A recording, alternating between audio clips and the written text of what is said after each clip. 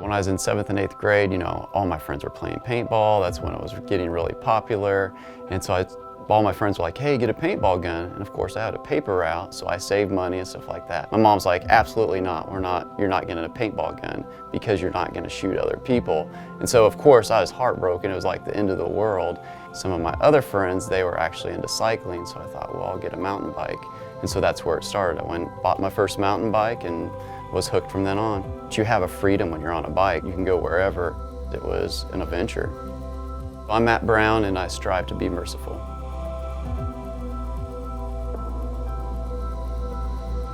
In gym class, one of the guys came up and was like, you're not going out for the baseball team? I said, no, I'm actually gonna race bikes. And they said, race bikes? What kind of sport is that? And it was like, that was before the Lance Armstrong era and cycling really blew up in the United States. Kept going to races and evolved from there, just got better and better, and then I was hooked. Once I met my wife, she sort of took, this is my girlfriend then, sort of took priority over cycling. So the cycling sort of tapered off, but I was still doing it. I started the bike shop in 1999. I had worked at a shop in Emporia, since I was 16. So I was racing bikes, I was working at a bike shop. Cycling consumed my life. Even though now I was married to my wife, it was just about making money and gaining more in life. I was racing big races, I was on the podium all the time. We'd do events like 12-hour races where you could do it on a team or you could do it solo. I'd have people that were national champions in cycling ask me to be their partners in these 12-hour races. I started getting puffed up and getting a big head about myself, and that was what was driving me, is like, I'm somebody, I'm gonna be somebody. So the race I qualified for was the World Championship. It's 24-hour World Championship. And in the 24-hour races, people aren't sleeping. You're just out there pedaling all day, all night. And the course is usually an hour long to do a loop. And you race that for 24 hours. So however many laps you can do in 24 hours. When you race endurance races, you have to be committed. I was training a lot, had lots of expectations for the race. I was excited, nervous. Unfortunately, I never made it to that event. I remember I was in 8th grade when my sister and Mark got married. As a young kid, Mark was a big influence in my life. The music that he listened to in the car rubbed off on me. The stuff that he was into, like finding fossils, he would take me fossil hunting. Mark was more of a brother to me than a brother-in-law.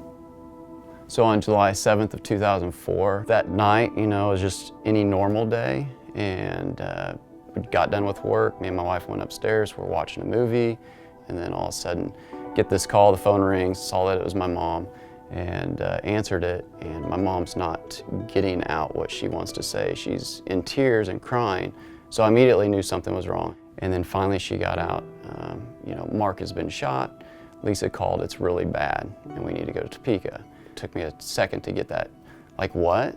And she said, Mark was shot and it's really bad, we need to go to Topeka. And you never think, like, shot, what do you mean? You see this kind of stuff in movies, but you don't think that this is gonna happen, that you're ever gonna get this call. Went over and got my mom and dad, and we drove to Topeka, 90 some miles an hour on the turnpike. So the security guard takes us to this room, somebody will be with you. So in my mind, I'm thinking, Mark's laying in a hospital bed, he's getting surgery, it's not a good situation, but we're gonna get through this. And then the doctor walks in and he says, Mark was shot, there was nothing we could do, and he's died. I don't know what do you think of that?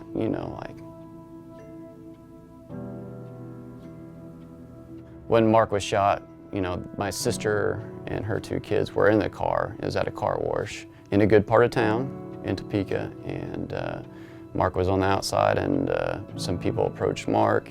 Next thing, there was just an altercation. One of the guys hit him in the back, and I don't know all the dynamics of it, but Michael was 7 and Kimberly was 12 at the time. I think we all have plans and you just don't realize, like, it can all end in a second. My brother-in-law was a straight edge guy. He wasn't into trouble, he wasn't into drugs, he wasn't into that. He was a family guy. And so you're always wondering, like, what happened? 2 weeks later, I think it's 2 or 3 weeks after Mark was shot, finally they had some leads and they had arrested, you know, several people, and you know, and they found the shooter, and his name was Jesse. The way he was actually, that they caught him, and this is what we'd heard in court, was he actually took the newspaper from the day after the shooting. Of course, it was big news in Topeka. Jesse took that paper and threw it down in front of his stepdad on the kitchen table that morning and said, "I bet you never made the front page of the paper in your life." I mean, and he wasn't even in the paper, it was just something that he did. And I mean, that was pretty bold. Other people said that Jesse, the shooter, said, you know, that night, you know, when I shoot to kill. And it was hard to hear somebody say that about your family member. I mean, it's cold-blooded. I wanted to find out who these guys were. Of course, I was a gun owner myself, and I was like, if I could ever get a hold of these guys, I'd kill them. Like, after this happened, of course, it was sort of put on the side, but I was still trying to train a little bit and go through all this, and I was still trying to compete the several months after that and deal with all this stuff. And then racing, I couldn't even finish races that I was normally on the podium at, and I was thinking, what was going on? So I was getting depressed, so I started drinking, and I mean, drinking a lot just to sleep at night, just to put myself asleep. You know, trying to hold on to one side of my world as far as racing, and then hold on to the idea, or grasp the idea, that somebody that was very close to me in my life was taken. And it wasn't a coping mechanism, it was making stuff worse, because then when I wasn't sleeping, then I was taking over-the-counter sleeping medications on top of the drinking. And you know, at that point I wasn't really caring whether I died or not. You know, that was how depressed I was. It really brought God to the forefront in my life, but I was also angry at God. It was like, you know, God, if you're real, if you really do exist, like, why would you let this happen to my sister? Why would you let my brother-in-law die? Why do you let this kind of evil happen, you know? So then, of course, I start questioning, like, God, are you real? Do you really exist? And so, looking back, it was a big split in my road in life. Like, it was really drawing God closer to me in my perspective of who he was, but at the same time, and in my human nature, it was like, you know, to stop believing in him. He's not real. And so at that point in my life, I had a lot of people speaking into my life, and, you know, I'd go ride, and I had, you know, friends that were atheists and stuff like that. And I think, you know, when you go through something like that, you're sort of reaching out and trying to, you know, get some support. So you start talking about things, and then when you bring up your faith, of course, too, or what you've believed in and grew up on, and you start bringing that up to an atheist, of course, they're gonna put their input. And, you know, I can't even remember all that stuff, but it sort of was, I was like, yeah, that does make sense. You start falling into that trap. You know, you really start falling into that trap. But I also had other people that were speaking into my life, and one of the people was my other brother-in-law, Tom Hayden. I grew up outside of the church, had nothing to do with it, didn't want anything to do with it. We had some neighbors that lived across the street from us, Todd and Holly, we were really good friends with. They invited us to their church. Tried it, walked in, and it just clicked. I wasn't there 5 minutes, I felt comfortable, I felt like I belonged. You know, it was just right place, right time. So I gave my life to Christ, got baptized, and then it would have been shortly after that, the deal with Mark, Matt's brother, had happened. So I'm riding on that baby Christian high, and I seen Matt. Our relationship was really just starting to bud at that time as brothers. Of course, I knew everything, and I could see how much he was struggling and how much he was hurting. And so I'm way up here, and I see him down here in all this darkness, and it's, you know, I love the guy. So he just wanted to do anything at all to help. He was like, hey, you know, come to church with us, come to church with us. And, you know, of course, I'd pretty much shunned God, shunned faith. One morning we woke up on Sunday, and I was like, okay, let's go to church with Tom just to get him off our back. And of course, I was hungover, and so went to church that day with Tom. And that day, you know, I felt the Holy Spirit come up on me. You know, I know he put his hand on my shoulder and he said, you know, I am real, even though you don't believe me. I do exist, and I'm sorry. I know that this whole ordeal was hard. You know, at first you think, well, maybe it's just going, you know, maybe it's just the music and not being regular, going to church and stuff like that. Maybe that's what's doing all this. So I started second guessing. But that day, I went out and bought a Bible. Of course, I'd heard the Bible read to me all my life in church. Picked up a Bible that week and started reading it. And it was just like a magnet to me, like I wanted to be in it every moment. And daily I was reading the Bible, going to church consistently, and I was hearing God's word, you know, and I kept seeing this repetitiveness of forgive, forgive, forgive. And I still, you know, of course it was still hard for me to forgive those guys. It wasn't just like a light switch, you know, all at once. Like once I started reading the Bible, it took several months. But I do specifically remember I was out on a bike ride one day, and I mean, I was 60 miles into a ride, I was by myself, and then, you know, I started thinking about Jesse, and it was instantaneously like, I need to forgive this kid. And at that point, like this peace washed over me. And I mean, I was in tears, so it's like, 1 second you hate him and you could kill him, second you're in tears, and then all of a sudden you forgive him and you don't have any other hate. It was a miracle that I forgave Jesse. It was a miracle that I forgave Jesse.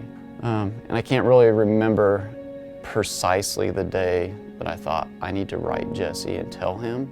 You know, this was within a couple of months of me surrendering my life to Christ, that I need to forgive Jesse, that this happened, that I need to write him a letter.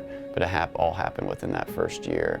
The whole point of it was to tell him how God had been moving and how Christ had been working in my life. Like that was the whole point of me writing him. Like out of this whole ordeal, you know, this negative event, God had turned it around and used it for a positive. I had no idea what to expect. And of course it was a long process because I had to contact, you know, victim services and explain. I didn't really think I'd get anything back, especially as much God and Jesus talk that I put in there. I really didn't expect to get anything back, and so it was a surprise. It was a blessing to get something back. It was positive. You know, I'm just gonna skim through here. It's like, it takes a big man in the world today to do that. It's easy to hate someone, but to love or forgive is hard.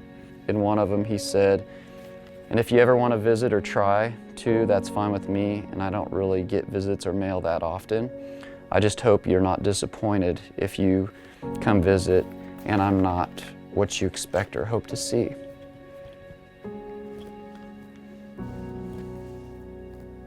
I don't expect anything to see him, except just to tell him, you know, how I feel. Jesse had just said that, you know, in one of the letters that really struck me was that he said he wished somebody would have told him not to go down the path that he did go down. And so out of that, it was like, you know, where our gifts were, where we're supposed to serve and stuff like that. So we heard about this mission trip, and Stephanie's like, I'm gonna go on this mission trip to Mexico, and I think we should go. So we were in church, and they started talking about if you wanted to go on the Mexico mission trip. And I was like, right there, I was like, yes, I'm going. And I told Matt, I'm like, let's go on this trip, we need to go. And he's like, I don't want to, you know. It was a basketball camp, and he's not into basketball. And they're gonna have a basketball camp, and I hate basketball, so I didn't want to do a basketball camp. So she said, well, I'm gonna go with or without you. And I was like, well, I'm not gonna let my wife go to Mexico, which is dangerous. And so I said, packed my bags and went with her on this mission trip. Before that, I'd contacted the gentleman that organized the mission trip and said, hey, you know, some of the thoughts, there's poor people that may need transportation and stuff like that. Can we just take 6 used bikes and I do like a flat tire demonstration and hand out some patch kits? No one was sure how it would go, but you don't know until you try. And, you know, we had a big group come, and, you know, it was pretty simple, but you could just tell it was like, this could be something pretty amazing. And so on the first trip, we did the basketball camp, but then I also did the bicycle part, and we handed out gave away these bikes, just took raffle tickets, and people would just draw a raffle, you know, we'd draw a raffle ticket, and the first 6 that, you know, we got the tickets, they won a bike. And so, you know, they have no transportation, they have nothing, and to receive a bicycle and the smiles on their face. And from that point on, we were hooked. I mean, it was, so then we'd go back every Christmas trip, and then we'd go back every spring break. And going back to where God was leading me on these different paths, you know, when I finally surrendered my life to Christ, and I'm trying to figure out what to do for Him, I'm thinking, God, why didn't I find you sooner? Why didn't you send me to college to become a doctor? Why didn't you send me to become a lawyer or something so I could help people out, you know, in these situations? I could make more money, I could do more good. And then all of a sudden going down there and seeing I'm just a simple bike shop owner, and I've got something of very big value to these people that would be very useful to it.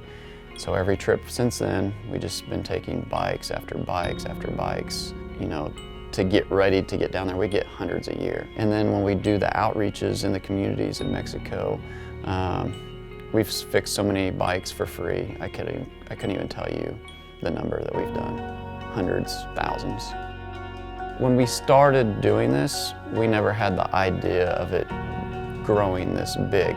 Let's just do this on Christmas trips and spring break trips. So out of that, it's grown so much that me and my wife came up with the name of Handlebars of Hope. And we started, I'd say technically we started in 2014 on the first mission trip, but we just now became a nonprofit. I think anytime you forgive somebody, there is freedom in that. I mean, there's no doubt. I mean, when you're trying to hold on to baggage and you're holding on to hate, there's a lot more energy in hate. For me right now in my life, in my spiritual life, it's looking back, that's easy to forgive, but when you have somebody that's continually giving you problems and attacking you or whatever, that's harder. I mean, I sort of deal with those kind of situations in my own life now, but if I can wake up in the morning and pray for that person, we go into that day a lot freer. You know, I'm a Christian, I'm a believer, but I still face struggles in my own life of forgiveness, even though it seems like this big mountain of forgiveness that I forgave Jesse. God continually has to forgive us. We're not perfect until we meet our Maker and meet Him on that day. Yeah, just the forgiveness and the mercy that He's offered us as far as dying on the cross for us, I mean, what a gift. I mean, and that sort of makes it freeing to us, like Jesse, how freeing it was probably for Jesse to, you know that somebody forgave him. And I think I'm sort of in Jesse's shoes. I know that God forgives me. Blessed are the merciful, for they will obtain mercy.